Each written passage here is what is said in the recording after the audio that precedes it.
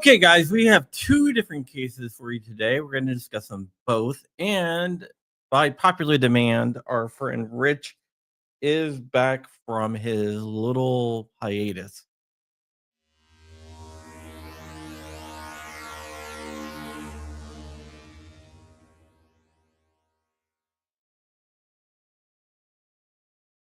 Before we get into anything, I just want to remind people that we are still raising funds for the Cub Scouts, and you can go to givesandgo.com/997. Pack 997 is a traditional Cub Scout, meaning boys only, duty to God, and everything else like that. It is a religious pack. So if that's important to you and you want to push back against all the wokeness, this is the perfect opportunity that you have. All right, so I have Rich here, and we have two different cases to discuss. We have the Reese case, which is a quick update. That's why I didn't make a separate video on it. And then we have the Tate case, which he was represented by Matt Larassiere, better known as Fudbusters, and an appeal to a 3-judge panel. Since you've been stepping away for a little bit, you are back right now. Rich, which one would you like to go into? But before we do that, thank you, CNT Design member, for 43 months. Sup, Okay. much love. Coop is a good Kurt. Got a whole bunch of good crew out there. Okay. Let's do the short one first because I want to spend more time on Tate. All right. Also, stay free 3DP. Thank you for sharing. All right. So there was a case called Reese versus ATF out of Texas. It was a firearms policy case along with SAF, and it banning guns for people between the ages of 18 and 20. What the judge did was kind of underhanded because he got his PP smacked by the circuit court, the Fifth Circuit Court. He issued a ruling. Yeah, he issued a ruling, but his ruling applied to no one because you would have to be 13 and a member of FBC or SAF when the case was filed in 2020 to be covered by it, to be still covered by it because you would have aged out, which means no one basically. And he also ordered the I'm going robot again. I'm fixing that. SAF. You went robo a moment ago. You're back. Yeah, You're good. Fixing that. I'm putting in new APs. Okay. So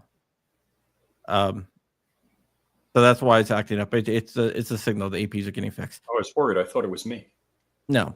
Okay. So what is going on here is the judge ordered that the gun rights organizations turn over their membership list to the federal government. And I know that there was NAGR put out a video calling out Bondi, saying, how could she do this? The DOJ responded and said, hey, we didn't ask for this. We actually said that we don't want this. And we've actually filed paperwork with the courts, which they did. So that wasn't a response. They actually did that before the NAGR video came out. I'm not sure if NAGR was just not aware of that or what, but they did. They asked the judge to reconsider because they said they don't want the membership rolls. And now today, the judge has went back and vacated his decision on that. And there's going to be a call between the plaintiffs in the case, which is FBC, SAF, and the defendants, which is the ATF and DOJ, to see exactly what both sides want and everything else like that. The DOJ has stated that they don't want the membership rolls, and they're going to ask not to have the membership rolls. And FBC and SAF is going to agree to that. So it looks like that is going to be taken off the books because it really should be. This was the only case ever to say that is required. In fact, go on. You're hitting on it. On the Fifth Circuit that said, no, that's not okay. That's not kosher. So we're going to see what the judge did, but he did vacate his decision, which saves everyone money because they were going to go back up to the Fifth Circuit, I'm sure of, and go ahead and ask the Fifth Circuit to step in.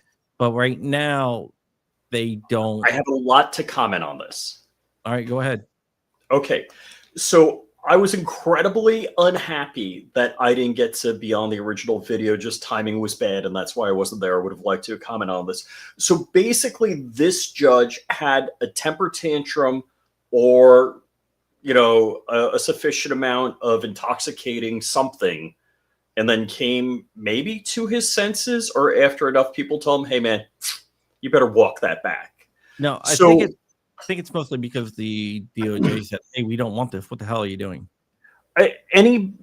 This judge went completely scorched earth. He's like, fine, you want this decision? I'll give you this decision, but I'll give it to you. It's kind of like returning your girlfriend's car, but after it was crushed by a junkyard. It's like, here you go. Here's the car back. I was ordered to return it. Here it is. Yeah. And he basically destroyed anything about the case that was supposed to be relevant. The case was anybody 18, 19, or 20 years old should be allowed to carry a gun. You make the right decision. Make it right. And he's like, okay, I made it right. Anybody from X years ago when this case was filed. If you were 18, 19, or 20 in 2020, you can carry a gun if you're still under 20. That are now 21 and older can carry a gun. Yeah. Look at me, how smart I am. The complete temper tantrum, and I think 100% disqualifying him as a judge. This is bat crap crazy as far as judges go. If this guy still has a seat as a judge, it's a miracle. He should not have a seat as a judge after that decision. Tim Harper, I responded back to your text message, and also Court 24, member for 43 months. Says, give to the scouts. Yes, do that.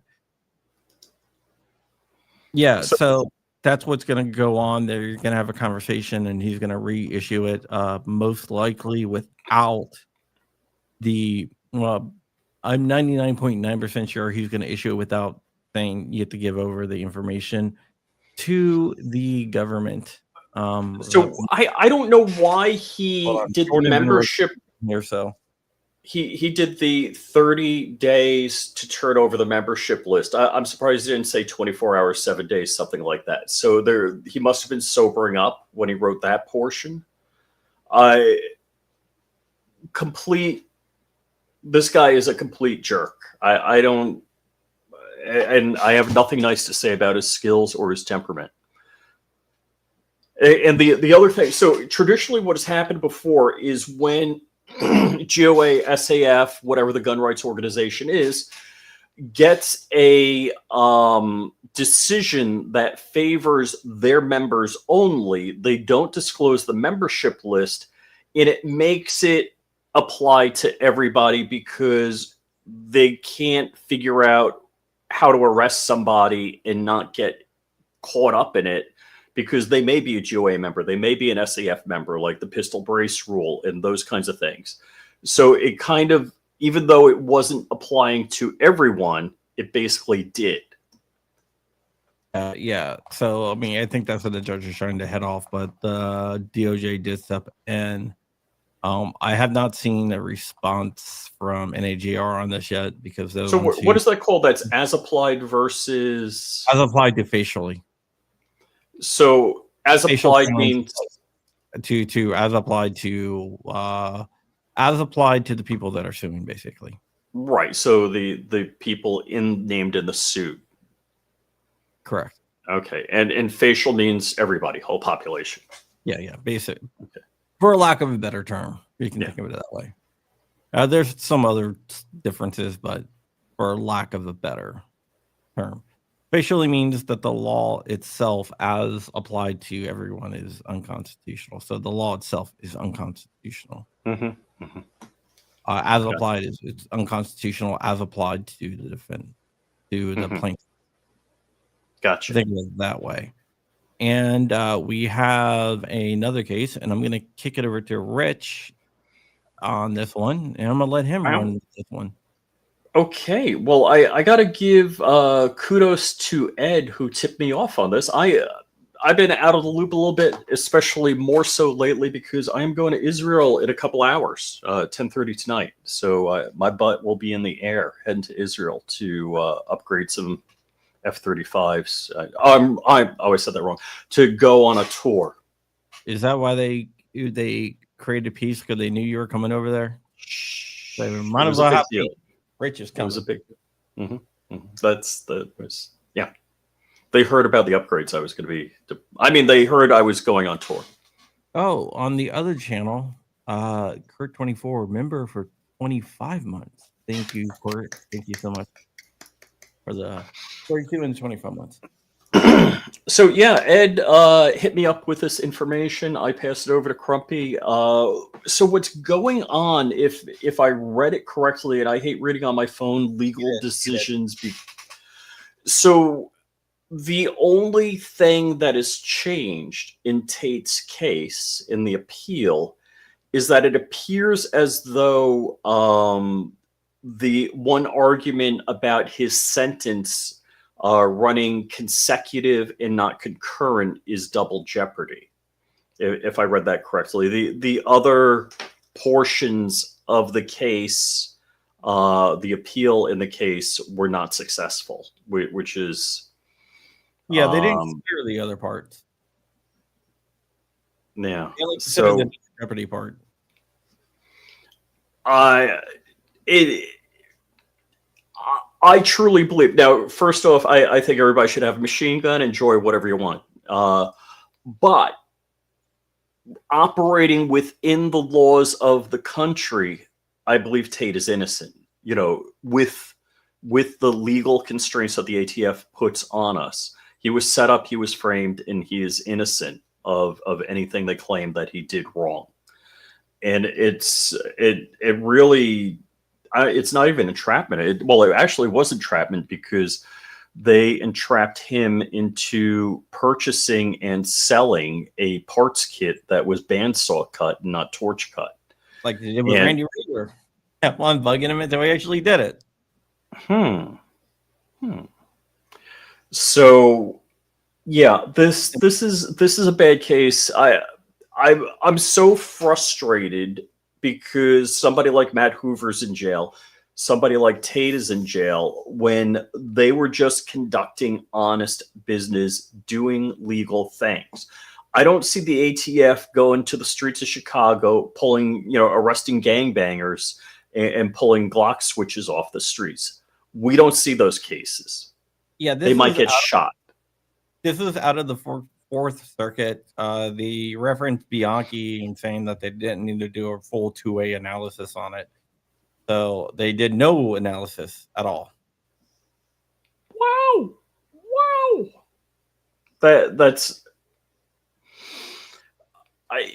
It's amazing between the laws and ATF rules and regulations that stacked up against Tate in that they used to put him in jail. At one time, the question here in my mind is, if you buy a machine gun parts kit that was legally, when it was the rule, to be bandsaw cut, does it have to be date and stamped? Does there have to be photos and videos of the bandsaw cutting to know that it was bandsaw cut when that was the rule in regulation? ATF loves ambiguity. Well, and you're right. And so many of the rules, the ATF rules, is they don't want to show what is good and what is bad because then you'll know how to circumvent the rules.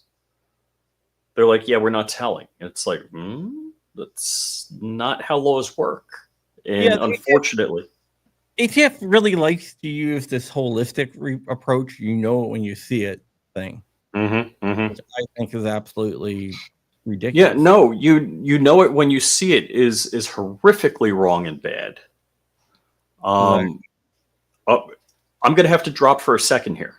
Right. Yeah, it is definitely horrifically bad when they do. You know it when you see a thing because it's usually not a good thing, right? That when they do that, and they do it because they say they do it to basically make sure that no one gets around the law, which they consider people will find loopholes. But is there really a loophole, or is it just following the law? That's what my own thing is. I don't think it's a loophole. I think it's just following the law exactly what the law says. You follow it, and you should be good. But according to the ATF, you're trying to get around the law, which is defeating the purpose of the law, which to me is absolutely bonkers and actually is stupid. While Rich is gone, let me show you this really quick. You think the law protects you? I write the law. Then we'll burn the page. I'm not hiding anymore. Good. Makes you easier to find. Evil ATF coming summer 2020. What do you guys think about that? You know what? I'm going to change that up a little bit too. But yeah, so I don't think that it's actually trying to find loopholes. The whole loophole thing is BS. Everyone says, "Oh, there's loop." In my hold on. All right, I should be back now. No, that's not real. I used AI to generate it. But the whole loophole thing is just absolutely ridiculous. And they should change it, right? But will they? Probably not. That they will just keep on doing stuff that is I don't know. They'll do stuff that is not exactly kosher, but it's what the ATF does. And yes, they do. They look at your bank account and see if you have enough money to fight the case. And if you don't have enough money to fight the case, then what they do is they throw the full weight behind you at you and try to hurt you. But yeah. All right, guys. I think that is it. I think we're gonna get out of here. I just want to thank you all for tuning in. With the Tate case, I don't think it's over. There is a couple different options that they do have. I want to get to those before we get out of here. The first thing they can do is ask for an en banc, where the full Fourth Circuit Court of Appeals will hear the case. That is probably the most logical step. If they do that, the three-judge panel decision will be vacated and it will go to the full bench. Now, the Fourth Circuit does not have to take the case.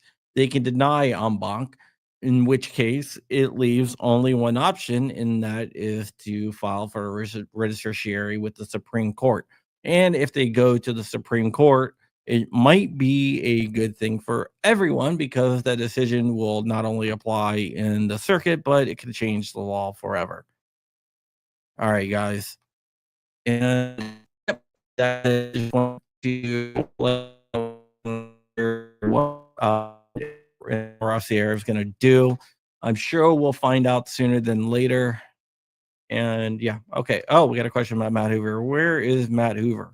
Matt Hoover will be out of prison in less than 2 months, which will be a good thing. He'll be going to a halfway house where he will start his reintegration into society. His appeal, we have not got word back on his appeal quite yet, which is a better sign because they came back right away with the decision like they did with Tate. It's usually not a good thing.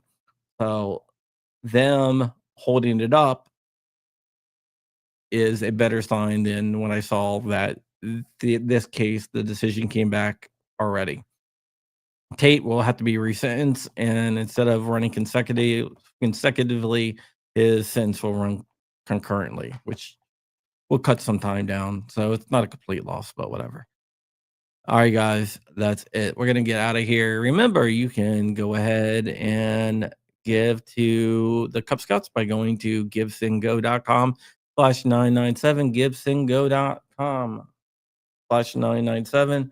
Support your local Cub Scouts, especially since it's not a woke unit. And with that, we can get out of here. Thank you so much for watching. And with that, see you guys later.